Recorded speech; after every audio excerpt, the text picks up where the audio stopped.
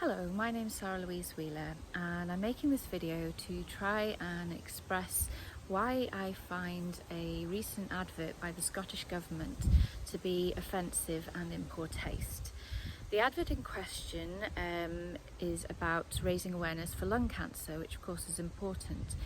But there's a depiction in the advert of a person with a white forelock, and they are the physical embodiment of lung cancer. Now, I have Waardenburg syndrome type 1, and as you can see, my hair is almost completely depigmented. But at one stage I had a bit of a white forelock before I started dyeing it to try and hide it. And there are a number of other conditions where a white forelock is a characteristic of the condition that somebody has.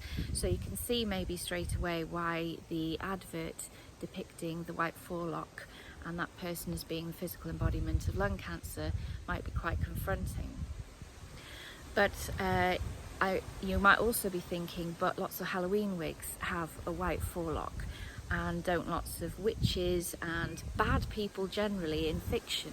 I'm sure if you start thinking about it, you can think of a number of films where either the evil albino trope, there's about 60 films in total, is present, or someone with a white forelock. I bet you can't name anyone with a white forelock in a piece of fiction who's actually a positive character, that isn't in some way evil or bad. So it isn't actually a fault to anyone watching, and maybe not even the person making the advert, because it's so ingrained in the psyche that a white forelock can depict trauma and therefore also a person who's gone bad in some way.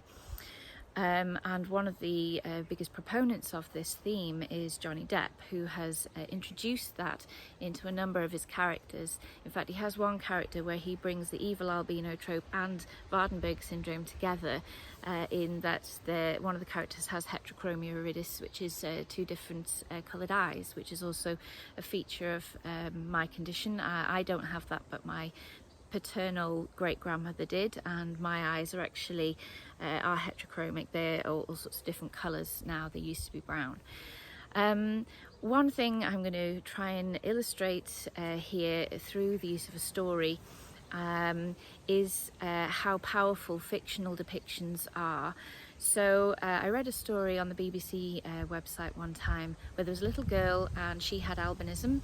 So she had the very white hair, sort of white blonde hair, and she went to nursery, and a little boy turned around and said, "Wow, you're like Elsa from Frozen, Elsa of Arendelle." And she, of course, is one of the silver princesses, as I would call them now. She's one of the new positive depictions of albinism and depigmentation and leucistic people generally. And so what a great day for that little girl. She went to nursery. She might have been a bit shy, thinking, oh, am I going to make friends? And straight away someone likens her to this fabulous character. What a great day. However, just think how different that might have gone if that little boy hadn't seen Frozen. I know that I know through talking to some people with albinism, some children with albinism, that they often have people saying, oh, you're like a grandma, your hair is like an old person's hair. And I've had that myself, and that's just the tip of the iceberg. Everything else is more down the route of being an evil person in some way, or having been a trauma.